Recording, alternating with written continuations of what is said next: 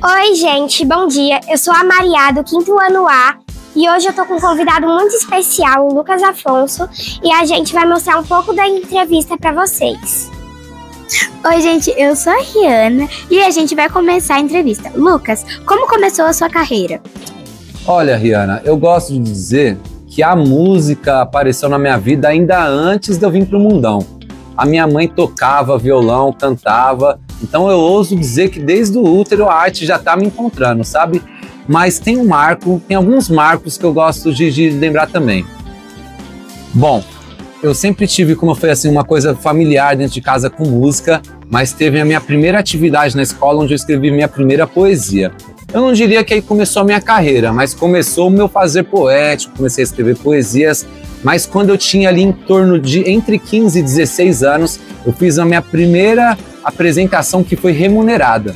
Eu toquei voz e violão num bar e foi a primeira vez que eu ganhei meus R$50, voltei para casa com R$50 no bolso. Então eu gosto de dizer que minha carreira iniciou nessa primeira vez que eu fiz voz e violão num boteco e eu peguei meu primeiro dinheiro com arte, sabe? Mas tem alguns outros marcos também mais pra frente. Por exemplo, em 2014 eu lancei o meu primeiro álbum, que é um EP chamado A Margem, que inclusive está disponível no YouTube. Então tem alguns marcos aí durante a minha caminhada que eu gosto de dizer que são assim inícios, que são divisão de águas, assim, sabe? Divisoras de águas.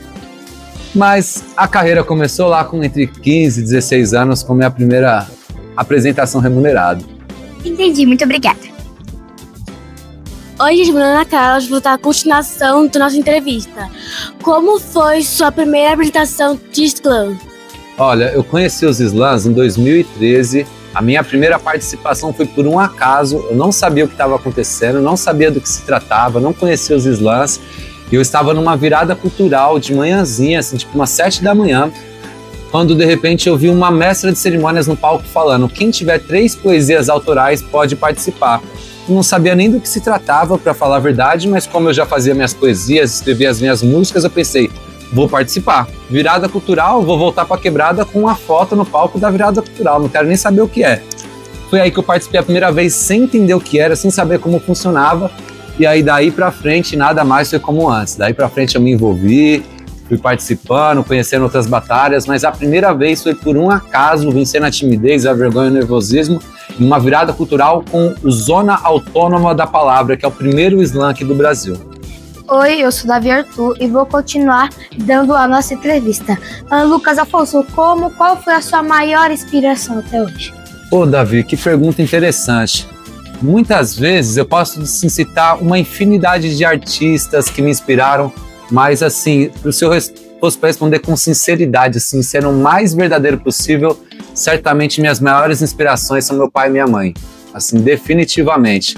Poderia citar uma infinidade de artistas que me inspiraram na música, na poesia, na literatura, mas a caminhada, os valores, a vida, a jornada que meus pais trilharam e trilham, para mim, certamente é a minha maior inspiração. Oi, gente, eu sou a Bia e eu sou do 5º A. Lucas, qual foi a sua experiência na França? Bom, Bia, foi o seguinte, em 2015 eu me tornei o campeão nacional dos slams, conquistei o título do Slam Brasil. Em decorrência desse título, em maio de 2016 eu fui para Paris, na França, representar o Brasil na Copa do Mundo de Poesia Falada, que é um torneio a nível mundial, com poetas de vários cantos do mundo, da Rússia, do Japão, Madagascar, Marrocos, Egito, Estados Unidos, França, Bélgica, Holanda, enfim. Tem 20 e poucos países representados, cada um com o seu poeta. Então foi uma experiência, assim, difícil até de descrever com palavras, porque era uma coisa que fugia até dos meus sonhos, não era uma coisa nem que assim, nossa, eu sonho um dia ir para Paris, mas foi muito especial.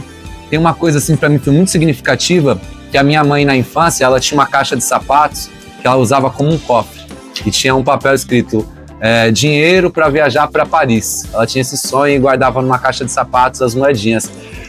É óbvio que essa caixa de sapatos nunca conseguiu virar algo real, ela não conseguiu ir para Paris desse jeito, quem sabe um dia a gente consiga, mas eu sinto que foi quase como uma vingança por esse sonho não realizado, sabe? Eu até falei, mãe, você não foi, mas eu vou por lá para vingar esse desejo não realizado.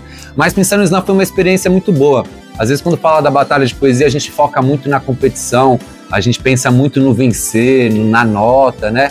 mas chegando lá encontrei pessoas, gente boas, pessoas mentes pensantes de vários cantos do mundo.